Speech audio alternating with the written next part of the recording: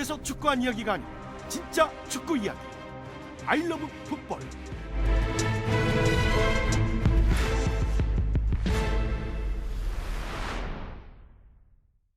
알러풋볼 43화 지난 시간에도 이강인에 대해서 조금씩 다뤘지만 오늘은 데뷔골 특집으로 이강인 이야기 나눠보겠습니다.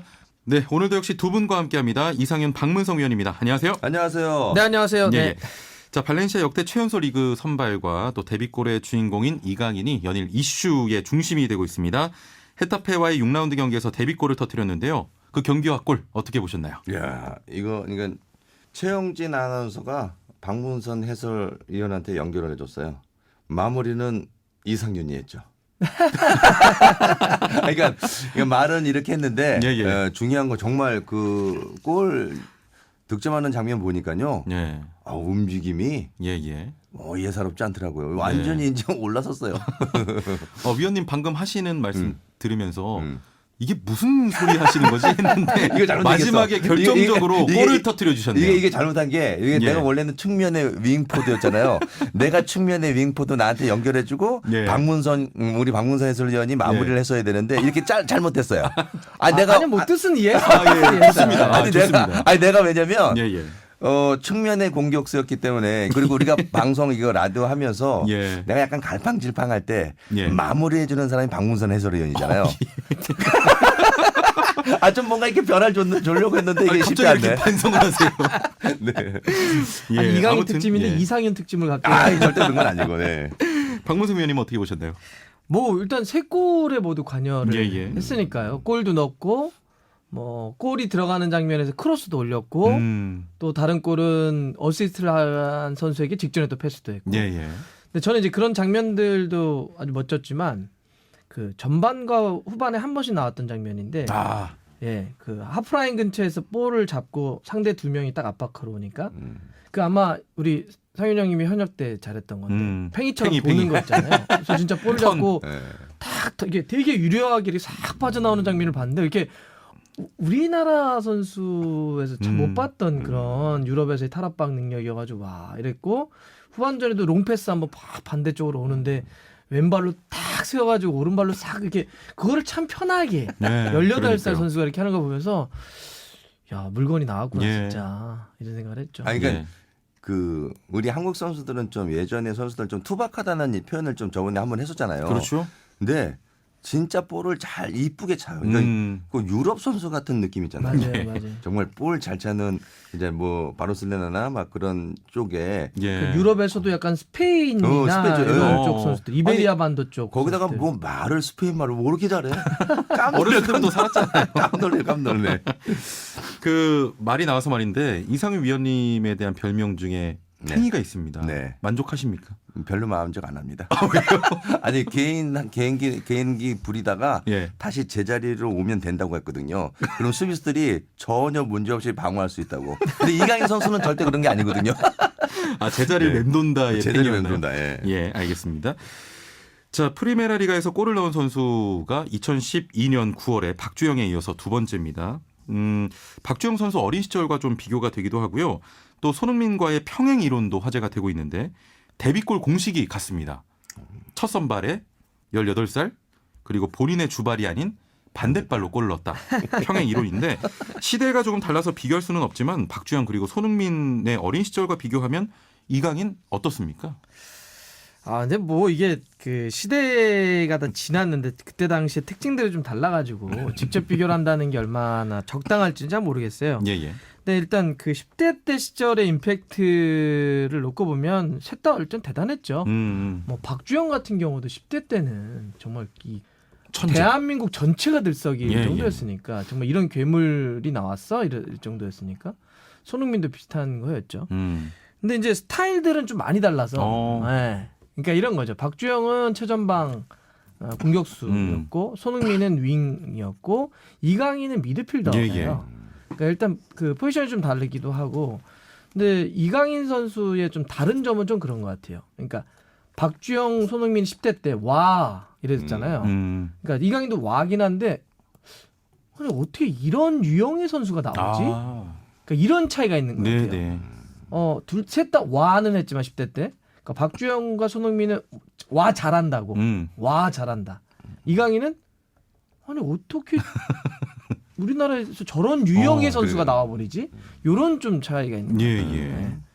위원님 어떠세요? 그러니까 공격수였잖아요. 박주영, 손흥민 하면 예, 예. 지금 저도 박문선 해설위원이 얘기한 것처럼 그 부분에 공감하. 그러니까 저도 많이 오면서 생각을 했었는데 예, 예.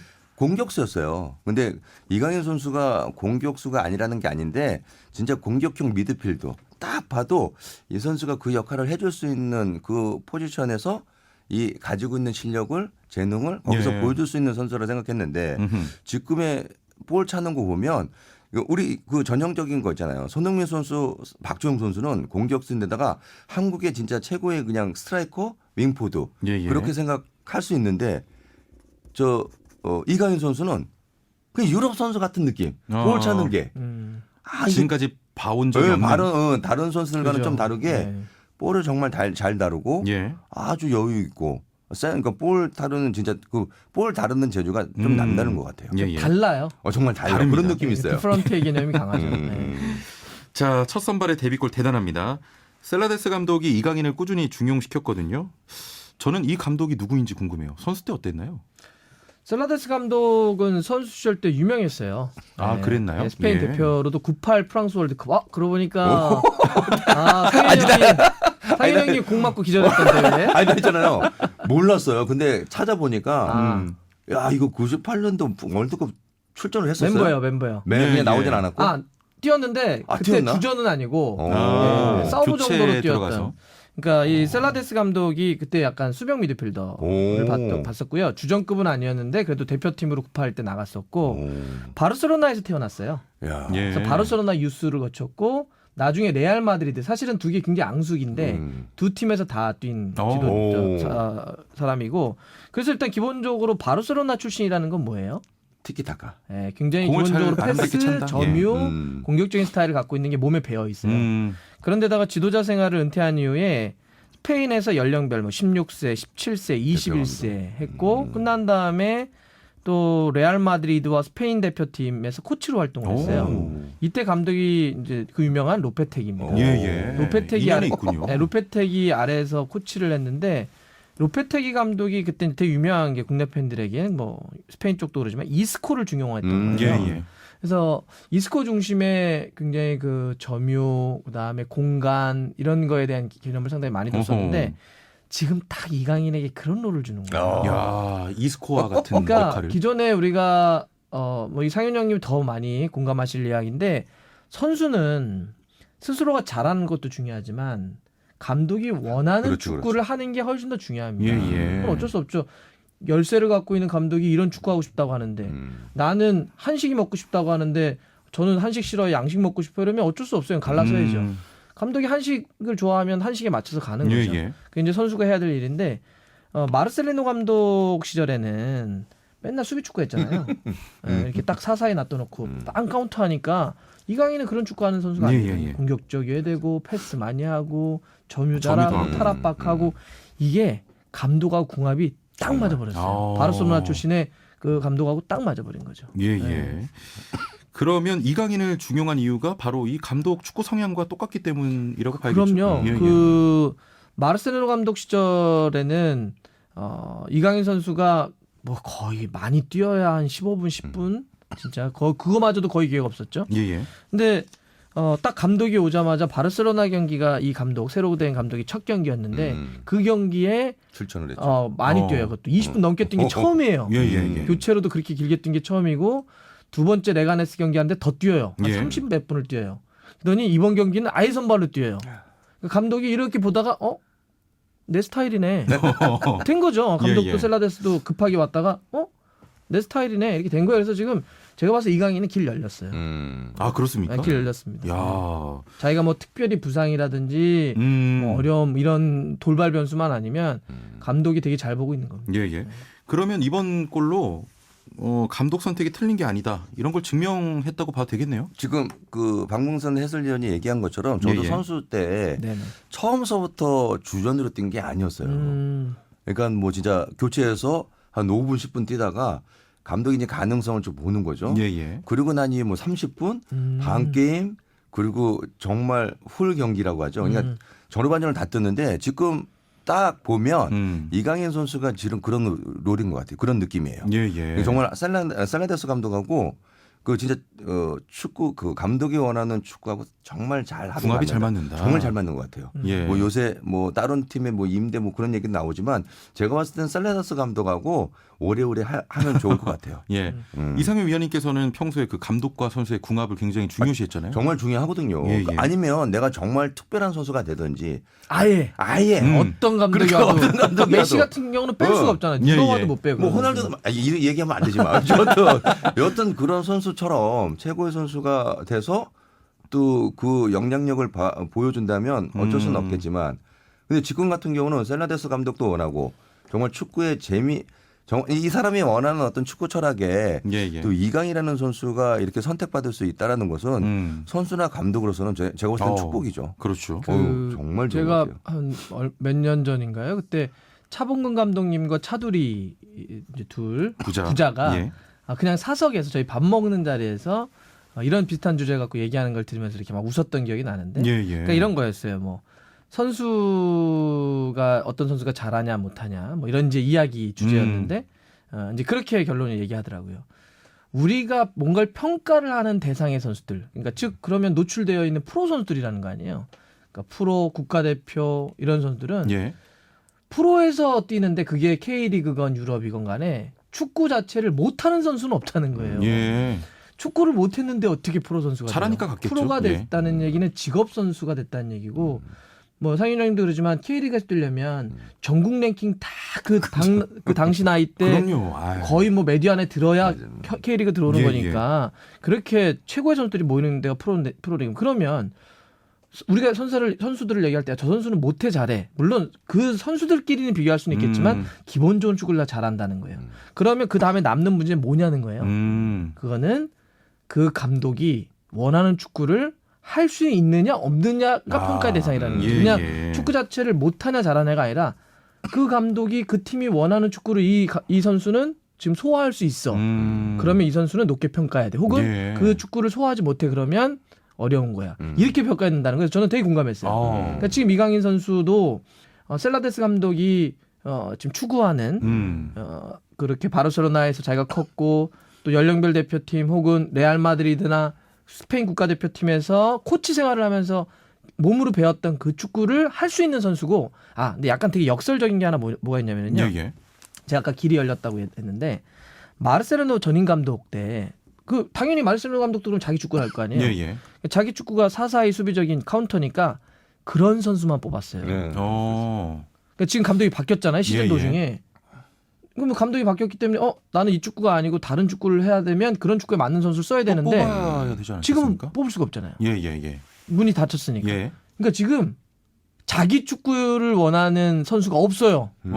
이강인 선수 제외를 하면 없어요. 그러니까 역설인 거예요. 이강인 선수가 마르세로노 감독 때문에 못 뛰었는데 감독이 바뀐 다음에는 마르세로노 감독이 뽑은 선수들은 이 감독은 쓰기가 싫은 거예요. 왜냐하면 자기 스타일이 아니니까. 예. 근데 그때 체제에서 잘 못 뛰었던 이강인은 내 스타일이야. 예. 그러니까 이강인이 굉장히 중용될 거고 나머지는 이거 내 스타일이 아닌데 이렇게 되니까 이강인 선수 물론 나이가 어리고 그러니까 로테이션 돌아갈 겁니다. 그리고 또 하나의 변수는 셀라데스 감독이 성적을 못 내면 경질될 가능성이 있죠. 그런 변수는 있지만 예. 어쨌든 현재만 유지된다면 길이 열렸다. 길이 열렸다고 예. 볼 수 있습니다. 그러면 좀 정리를 하자면 이번 골 그리고 경기 활약으로 발렌시아 내에서 입지가 좀 탄탄해졌다. 정말 그럴 수밖에 없고요. 예. 그러니까 다시 경기로 들어가면 그 첼시하고 경기할 때도 그렇고 챔스. 지금, 챔스 그리고 이번 경기도 보면 발렌시아가 그런 거 있잖아요.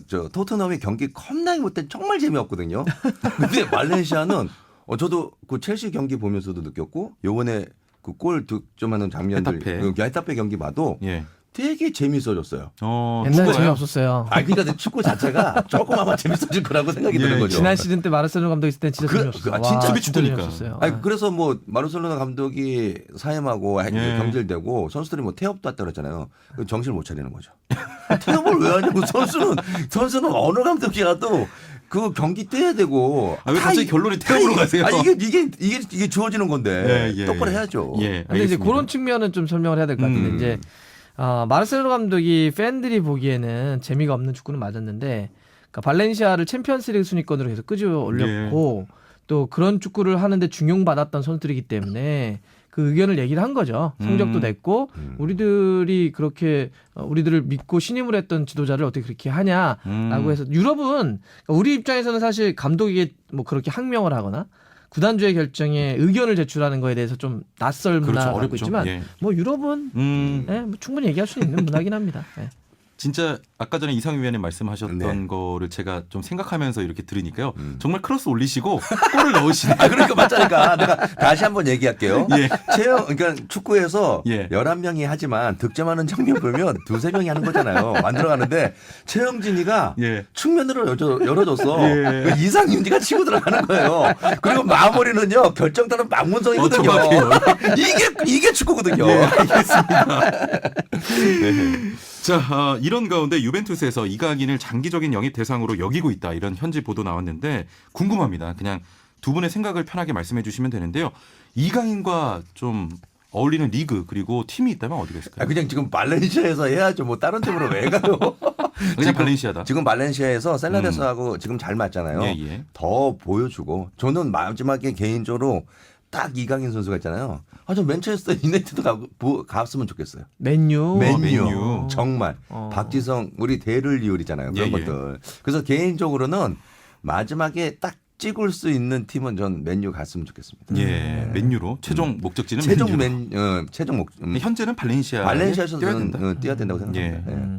그러니까 뭐 발렌시아에서 기회가 계속 주어지면 당연히 발렌시아가 좋은 팀이고 라리가라고 하는 데가 워낙 경쟁력이 있는 리그이기 때문에 뭐 있으면 좋을 것 같고요. 이강인 선수의 개인적인 특징이나 강점 같은 걸 봤을 때는 저는 라리가가 되게 맞다고 봐요. 아, 그렇습니까? 옮기더라도 라리가 쪽에서 옮기는 게 좋을 것 어. 같고 첫 번째 1순위는 그러니까 지금은 당장은 뭐 이적 시장 닫혔으니까 예, 예. 당연히 발렌시아에서 열심히 뛰어야 되는 거고요. 옮겨간다면 라리가에서 단계를 높여서 가거나 혹은 저도 이제 그 다른 리그로 간다면 그러니까 세리에A는 전술적으로 굉장히 뛰어난 리그지만 약간 이강인 선수하고는 스타일이 안 맞아요. 아, 네, 그리고 그렇습니까? 분데스리가도 저는 그렇게 맞지는 않다고 봐요. 그러면 프리미어리그 쪽은 생각해 볼 수 있는데 프리미어리그는 간다면 지금 스타일만 놓고 본다면 맨시티의 과르디올라 감독, 맨시티. 네, 과르디올라 감독 같은 스타일에 가서 오케이. 지금 다비드 실바, 예. 발렌시아의 대선배가 오케이, 있는 맞아. 그리고 또, 진짜 보고 싶다. 또 조만간에 다비드 실바가 이번 시즌 끝나면 나간다는 거 아니에요. 이제 예, 예. 그만하겠다는 거니까 그 역할도 어떨까 싶고 국내 팬들 사이에서 요새 그 얘기 많이 나오더라고요. 토트넘에 가서 예.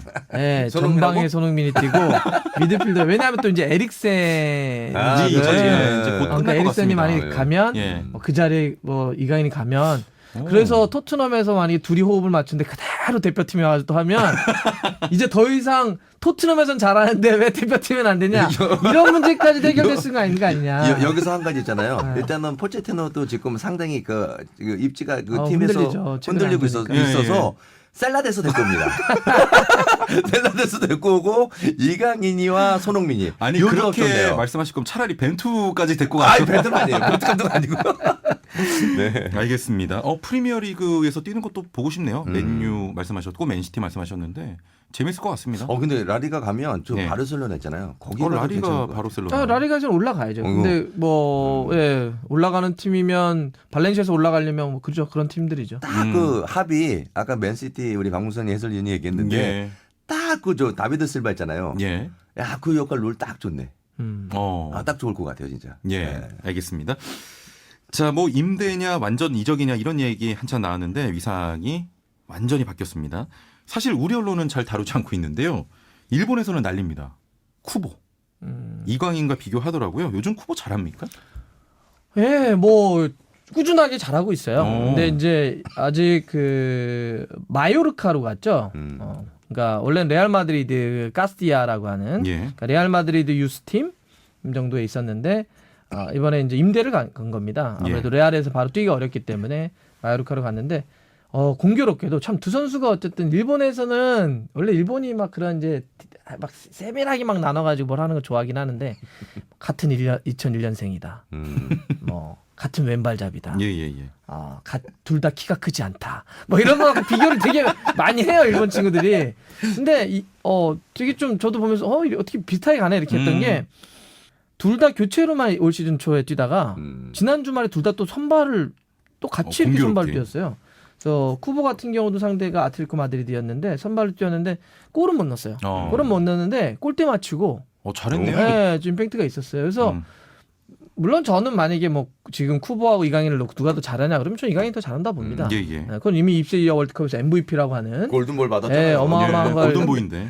했기 때문에 그러긴 하는데 근데 이렇게 좀 길게 보면 굉장히 좋은 경쟁 상대가 될 수 있죠. 라이벌이 될 수 네, 있죠. 우리가 90년대, 2000년대 이렇게 넘어오면서 뭐 예를 들어서 박지성 2000년대 이렇게 2002년 월드컵 이후에 가고 일본도 뭐 나카타와 나카무라 선수께 이렇게 이어지면서 어떤 라이벌 구도를 하면 그게 이렇게 서로 이렇게 상승할 수 있는 그렇죠. 거니까 맞아요. 뭐 구보도 열심히 잘하면 좋을 것 같습니다. 예. 자, 이강인이 데뷔골을 터뜨려서 이제 한 발짝 내딛었는데 이제 시작입니다. 이승우 그리고 백승호도 그렇고요. 사실 유망주에 좀 그쳤거든요. 이강인한테 좀 조심해야 할 부분 또 경계해야 될 것이 있다면 어떤 게 있겠습니까? 일단 지금 이강인 선수 보면요. 준비를 잘하는 것 같아요. 네, 철저하게 저는 좀 진짜 오래된 얘기지만 예전에 어렸을 때 그 나라라 슛들이 그때 모습하고 지금 보면 똑같아요. 그때도 꼬마이들이 슈팅만 때릴 줄 알잖아요. 그냥 막 슈팅 때리고 골 넣는 거 되게 좋아하는데 이 선수 그때 나도 그러니까 기억에 너무 남는 게 패스를 막 연결해주고 하는 거 있잖아요. 그 플레이를 보면서도 야, 이 아이가 커서 어떻게 할지 정말 궁금은 했는데 지금 모습 보면요. 되게 뭐 할 수 있는 거 다 하더라고요. 이거 축구 잘하죠? 그리고 일단 문화적으로도 어렸을 때부터 그 스페인 가서 언어 있잖아요. 그거는 전 그렇게 스페인말 하는 거 보고 어쨌든 기본적으로 한다는 자체가 준비가 철저히 된 선수이기 때문에 이 선수는 계속 탄탄대로로 아주 축구 선수가 가질 수 있는 순서를 차근차근 잘 쌓아서 최고의 선수가 될 것 같습니다. 축구계에 그런 이제 이야기가 하나 있습니다. 뭐 금원까지는 아니겠지만 축구의 신이 존재한다면 어린 재능을 망치는 가장 날카로운 건 뭐냐면 그 선수에게 유망주라고 하는 타이틀을 붙여주는 것이다. 이 뭐냐면 이제 유망주라는 타이틀이 들어가게 되면 주위의 관심이 굉장히 많이 되겠죠. 미디어든 온통 다 스포트라이트가 몰릴 거고 팬들은 관심을 이제 많이 가질 텐데 그러면 선수 입장에서는 두 가지가 생기겠죠. 하나는 엄청난 부담감. 두 번째는 우쭐대는 자만심. 이 두 가지가 들어가게 되면 망치는 경우가 적지 않게 있다는 겁니다. 그래서 축구의 신이 존재한다면 어린 재능을 망치는 첫 번째는 유망주라는 타이틀을 붙이는 거다. 그러니까 이거에 대한 두 가지 그래서 너무 큰 부담감 혹은 너무 자만심. 난 다 됐어. 사실 지금 만 18살이고요. 우리가 축구 역사에서 보면 10대 때 엄청나게 스포트라이트를 받았다가 이름도 없이 사라진 선수들 굉장히 많습니다. 이강인 선수 잘합니다. 잘하고 정말 좋은 재능이고 앞으로도 저도 굉장히 성장성이 높다고 보지만 조금 더 주위에서도 차분하게 선수도 하나하나 올라간다는 생각으로 그렇게 좀 가주면 좋지 않을까 생각이 드네요. 언론에서도 조심해야겠습니다. 근데 뭐 언론은 그거를 통제하기는 어려울 거예요. 언론들은 어쨌든 뭐 계속 어쨌든 그 관심이 있는 분야에 몰 수밖에 없으니까 양산해야 어쨌든 되니까요. 너무 지나치지 않겠으면 좋겠어요. 알겠습니다. 우리 이강인 후배에게 마지막으로 한마디만 부탁드립니다. 지금처럼 이렇게 잘 해줬으면 좋겠고요. 볼 참 이쁘게 차는 선수가 정말 나와서 너무너무 좋고 보는 재미가 쏠쏠해요. 항상 뭐든지 이슈가 되겠지만 아까 또 박문선 해설위원이 얘기한 것처럼 분명히 부담감도 안 갖고 하는 것 같아요. 이렇게 경기하는 거 보면. 성격이 좀 그렇다고 그건 들었어요. 성격이 그 자신감이 고스란히 경기장에서 나오는 것 같아서 지금처럼만 이렇게 준비하고 철저히 해준다면 아마 최고의 선수 그리고 정말 우리가 꿈꾸냈잖아요. 월드컵에서 저는 우승할 수 있을 거라고 생각 안 했었거든요. 월드컵 우승 한번 가야죠. 이강인 때문에. 이강인과 제가 손흥민이면. 금방 너무 지나치게 늦지 말랬는데 월드컵 우승까지 얘기해버리면. 여튼 이강인이라는 존재는 대단한 것 아까 같아요. 축구의 신이 존재한다면 부담을 뭐 어쩌고 했는데 부담을 줘야죠. 무슨 얘기하십니까? 알겠습니다. 이강인의 멋진 활약 기대해 보겠고요. 그 저번에 박문성 위원님께서 오뉴스에 한번 출연하셔서 이런 네네. 말씀하셨습니다. 현재 먹거리는 손흥민이고 나에게 있어 미래 먹거리는 이강인이다. 아, 그럼요. 그 제가 모르겠어요. 조만간 아마 내년 정도에 스페인을 한번 갈 것 같아요. 예. 발렌시아를 한번 가서 보고 싶어요, 그냥. 예. 그때 연락처를 꼭 교환했어요. 제가 아직 강인이 연락처가 없습니다. 웬만한 선수들은 다 있는데. 강인의 연락 줘? 있어요. 아니, 있을 수는 있는데 안 받는 게 문제인 거예요. 그게 맞아요. 그게 그러니까요. 맞아요. 이것들이 안 받아요. 네. 혹시 뭐 두 분 라리가 중계도 하십니까? 라리가는 중계권이 없어요. 저희가 하는 플랫폼. 없어요. 그렇군요. 알겠습니다. 오늘 말씀 여기까지 듣죠. 감사합니다. 고맙습니다. 수고했습니다.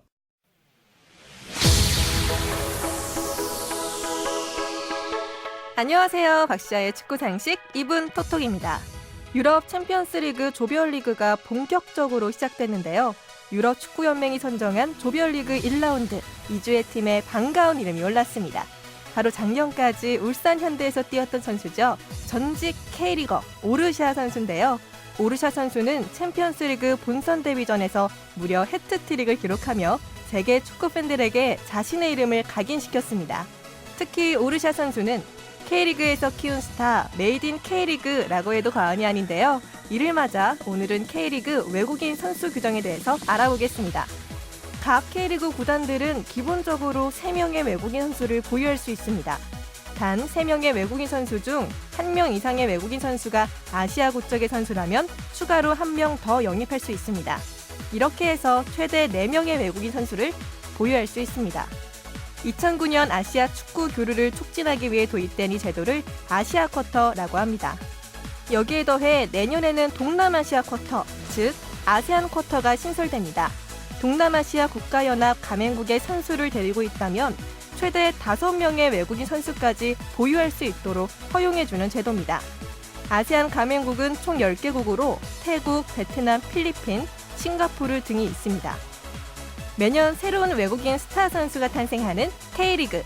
내년에는 아세안 쿼터의 신설로 더 많은 외국인 선수를 볼 수 있게 됐는데요.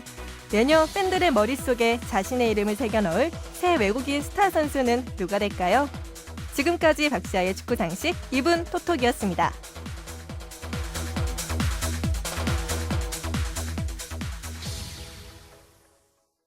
네, 알러풋볼 43화 3부 이수열 정욱진의 더블 볼란치 시간입니다.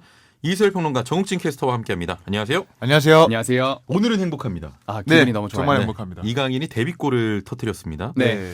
자, 대한민국의 유망주 이강인 선수가 사실 마음고생이 좀 있었잖아요. 네. 네, 선발 출전하지 못했었는데 그 선발 출전의 기회를 잡고 드디어 데뷔골을 바로. 터뜨렸습니다. 자, 유망주라는 단어 참 좋지만 아까 일부에서도 이야기했지만 참 유망주라는 그 타이틀이 굉장히 부담으로 다가오거든요. 아, 네. 그렇죠. 예. 네. 오늘은 유망주의 명과 암이라는 주제로 더블 볼란치 함께하겠습니다. 먼저 유망주 명확한 기준이 있습니까? 유망주 이 선정 기준은 지표로 나타낼 수 있는 스탯이 있어야 되고요. 예. 동시에 대중과 전문가들의 공감을 얻을 수 있어야 됩니다. 음흠. 일단 축구를 포함한 이 스포츠에서의 유망주는 예. 영어권 국가에선 프로스펙트라고 칭합니다. 가능성 있는 사람들을 의미하는 건데요. 예. 육체적으로 성장 가능성이 남아있는 만 18에서 21세 이하의 선수들을 의미합니다. 그렇군요. 워낙 어린 선수들이 스킬이나 정신적인 부분에 있어서 발전이 요즘은 빠르다 보니까 이제는 더 어린 선수들에게도 유망주라는 표현을 사용합니다. 예. 국제 대회나 유튜브 동영상 등을 통해서 활약상이 세계에 이렇게 퍼지게 되는 거죠. 예. 사실 아이돌들 나이도 굉장히 어려지고 있잖아요. 네, 네, 그렇네요. 맞습니다. 축구 선수도 그렇군요. 네.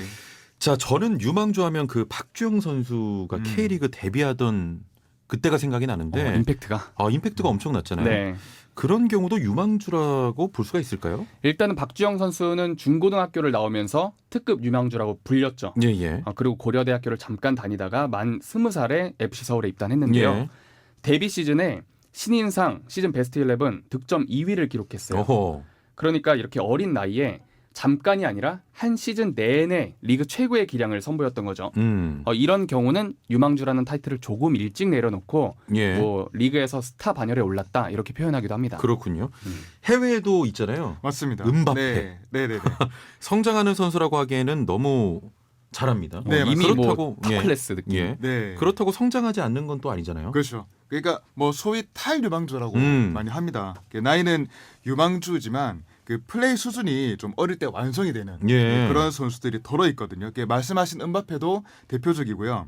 과거에는 뭐 메시, 뭐 호나우두 그리고 그 더 과거로 가면 펠레나 마라도나 이런 선수들도 그러니까 이런 선수들은 역대 축구에서도 손꼽히는 레전드들이잖아요. 예. 이런 선수들 중에서 10대에 그 플레이 스타일이 좀 완성이 되는 경우가 많습니다. 예. 보통의 유망주들은 뭐 몇몇 특별한 능력을 가지고 좀 패기 있게 도전하는 경향이 많이 보인다고 그러면 방금 전에 언급한 선수들은 20대 중후반부터 이미 완숙한 경기 내용을 보이면서 경기를 좀 침착하게 지배하는 모습을 보여줬거든요. 예. 그러니까 뭔가 좀 다른 면모를 보여주는 거라고 볼 수가 있는데 아무래도 이런 선수들은 유망주 나이에 있더라도 유망주로 분류하기는 좀 어렵다. 이렇게 볼 수가 있을 것 같아요. 한마디로 워낙 잘하고 10대 때 완성이 됐으니까 네. 유망주라고 분류하기는 조금 어렵다는 말씀이었고요. 네.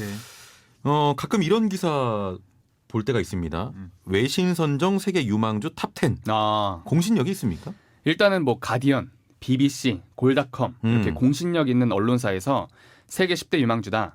2000년 이후 태어난 유망주 60명이다. 이런 제목으로 순위를 발표하기도 합니다. 예. 이 객관적인 지표를 사용하긴 했겠지만 그렇다고 정답이 있거나 그렇죠. 그게 딱 정해져 있다. 이런 건 아니죠. 예. 뭐 피파에서 월드컵을 앞두고 이렇게 여러 선수들을 소개하기도 하고요.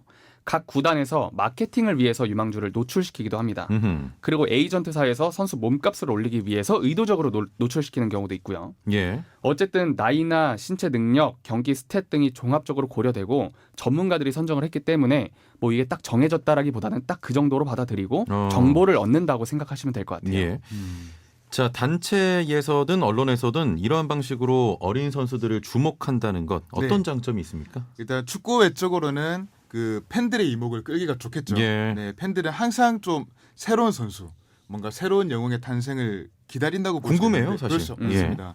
예, 보통 그 레전드 선수의 데뷔전, 뭐 데뷔골, 데뷔 시즌을 라이브로 봤다는 거 이런 부분들이 그 유럽 축구 팬들에게는 뭐 거의 평생에 남는 그런 기억이라고 볼 수가 있습니다. 그렇죠. 네, 그래서 유능한 10대 영스타가 출연했다 그런 소식이 좀 나가면 축구 열기가 좀 한순간에 화끈하게 달아오르는 예. 그런 효과가 있고요.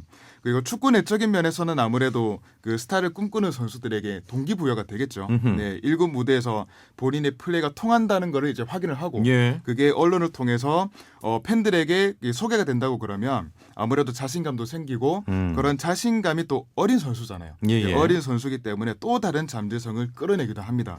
보통 이 새로운 것을 좀 도전하는 것을 즐기고 공격성이 짙은 예. 남미 선수들에게서 좀 이런 특성이 좀 잘 나타난다. 네, 그렇게 볼 수가 있을 것 같아요.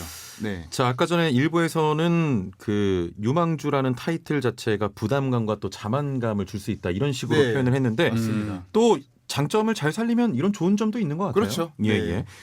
자, 예시가 될 만한 선수가 있을까요? 뭐 여러 선수가 있는데 예. 그 중에서도 이제 팬들의 관심도가 집중이 되면서 그 어린 선수의 잠재성이 폭발한 예로는 최근에는 그 레알 마드리드의 비니시우스 주니오르라는 윙어가 있습니다. 예. 이 선수가 2000년생의 정말 어린 선수인데요. 이 선수는 남미에 있을 때만 해도 뭐 문전에서의 움직임이나 속도는 좋지만 예. 터치 기복이 좀 심하고 드리블이 좀 정교하지 못하다 이런 평가를 많이 듣던 선수였어요. 예. 실수가 정말 많은 선수였는데 그래서 레알 마드리드 이적 첫 시즌 그러니까 지난 시즌이죠. 그때 이제 주전으로 올라가기 힘들 거다 이런 전망이 많았는데 당시에 레알 마드리드 팬들이 예. 비니시우스 선수를 상당히 격려해줬어요.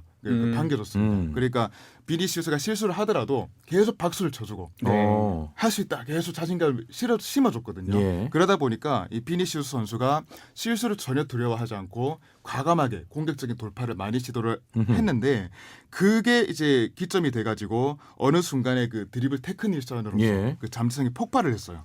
그러니까 뭐 거의 팬들이 준 자신감으로 성장한 케이스라고 볼 수가 있는 거죠. 예. 네. 그래서 비니시우스는 이적 첫 시즌 만에 그 레알 마드리드에 주전이 됐고요. 지금은 마드리드의 1군 멤버로 계속 성장을 해나가고 있는 추세입니다. 예. 네. 또 이런 장점이 있습니다만 반대 의견도 꽤 많습니다. 네. 언론에 너무 빠르게 노출되면 선수가 쉽게 좀 마음을 못 잡는다거나 네. 스타병 네, 그렇죠. 예, 걸릴 수 있다는 이런 우려가 많거든요. 맞습니다. 좀 선수가 일찍 이렇게 스타가 되면서 자만심을 가질 수 있을 예. 것 같아요. 그래서 멘탈이라는 게 더 강조되는 것 같습니다.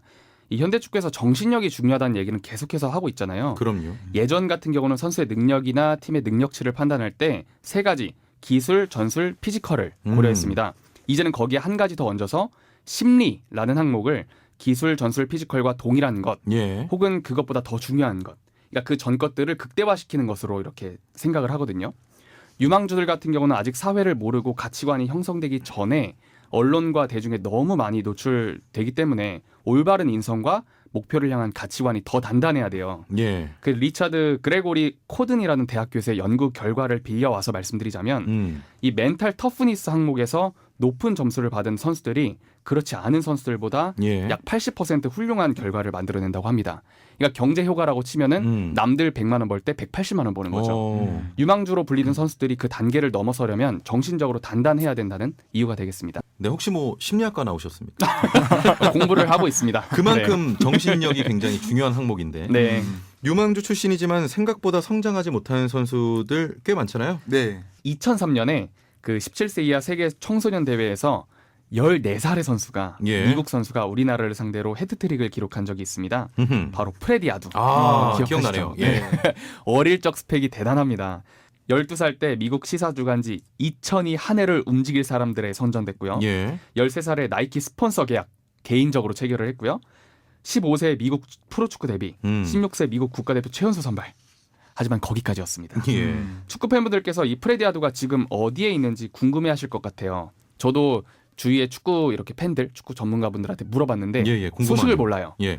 잘 몰라요. 예. 그러니까 완전히 묻혔거든요. 포르투갈 명문 벤피카로 이적한 뒤에 적응을 하지 못해서 4차례나 임대를 다녔고요. 이후에는 미국, 브라질, 세르비아, 핀란드 리그에 도전했지만 실패를 했고 미국 1, 2부를 오가다가 2018년 시즌이 종료되면서 예. 소속이 없는 상태입니다. 굉장히 유망주로 이름을 날렸는데 네. 안타깝네요. 네. 뭐 이소열 평론가는 개인적으로 아쉽게 느껴지는 선수가 있습니까?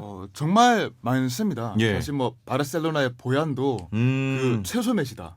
예, 이런 말들을 많이 그랬었죠? 들었는데 예. 못해도 메시라는 말을 못해도 많이 메시. 듣다가 그게 부담이 된 거예요, 선수에게. 그래서 생각만큼 못 갔고요. 개인적으로는 그 알렉산드레 파투 선수. 예. 네, 이 선수가 20살일 때 그러니까 AC 밀란에 이적을 했거든요. 0708 시즌이었는데 첫 시즌에 정말 감각적인 골들을 많이 넣었어요. 예. 그래서 저는 새로운 호마리오다.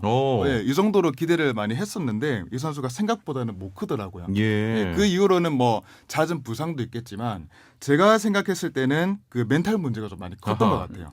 이 선수는 그 박스 내에서 센터 포워드로서 예. 그 잠재성이 좀 큰 선수였는데 정작 선수 본인은 박스 내에서 경합을 피합니다. 좀 꺼려하고 예. 그 선수는 이선이나 측면으로 나가서 뭐 소위 말하는 좀 볼을 이쁘게 차는 그런 플레이를 선호를 했어요. 예. 그러니까 이게 이제 본인이 성장하는 데 있어서 좀 걸림돌이 되지 않았나. 예. 그러니까 본인이 가진 기술적인 잠재성과 본인이 가진 성향 사이의 괴리를 좁히지 못한 거죠. 아하. 그래서 이제 실패를 한 대표적인 케이스라고 볼 수가 있고요. 예. 우리나라에서는 아무래도 이승우 선수가 아. 있죠. 네. 그 뭐 아직 뭐 실패했다고 단정 짓기는 힘들지만 기대만큼 못 큰 거는 사실이거든요. 네. 네. 제가 이승우 선수에 대해서 좀 기대를 했던 거는 예. 재능의 크기도 크기지만 그 우리나라 선수들에게서는 찾아보기 힘들었던 그 본인만의 그 드리블 리듬이 있었어요. 예. 네, 그런 부분을 높게 봤는데 그 부분을 살릴 수 있는 다른 무기를 장착하지 못하면서 어허. 좀 성장이 지체되고 있다. 예. 네, 그렇게 볼 수가 있습니다. 근데 아직 뭐 나이가 그러니까요. 많은 선수는 아니니까 아직은 조금은 어리니까. 그렇죠. 예. 네, 계속 이제 기대를 갖고 지켜봐야죠. 예, 그리고 예. 팬들도 응원을 해줘야 되고. 네. 이승우에 대한 또 언론의 압박이 좀 많았었잖아요. 네, 그렇죠. 예, 뭐 메시다 네네. 이런 이야기 있었는데 음. 이런 과한 관심으로 인해서 실패하는 경우가 참 아쉽습니다. 네. 유망주를 대하는 태도 어떻게 좀 해야 될까요? 일단 저는 유망주는 유망주일 뿐이다. 예. 네, 이렇게 생각을 합니다. 유망주들은 보통은 그 완성된 기량보다는 좀 특별히 부각되는 그 몇 가지 장점을 통해서 주목을 많이 받거든요. 예. 뭐 예를 들자면 피지컬이 엄청나게 뛰어나다던가 엄청나게 빠르다던가 드리블 스킬이 유리하다던가 뭐 이런 부분들이 주목을 받는데 예. 근데 이런 특징들은 그 데뷔 초반에는 이제 먹힐 수가 있어요.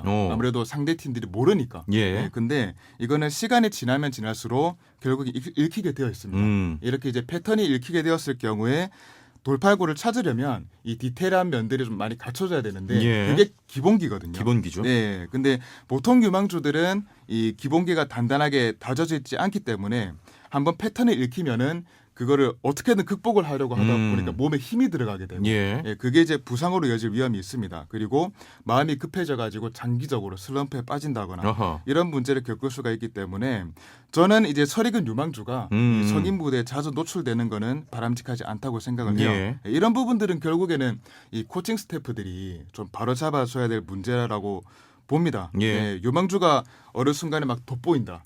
그런다고 해서 뭐 무리하게 선발로 기용을 한다던가 아니면 많은 역할을 부여하다 보면은 이 선수가 기본을 탄탄하게 예, 예. 다져 나갈 수 있는 기회를 놓치고 성장 동력을 좀 잃을 수가 있다 이렇게 보고 있습니다. 예, 예. 그리고 팬들도 이런 부분을 좀 인지를 하고 음흠.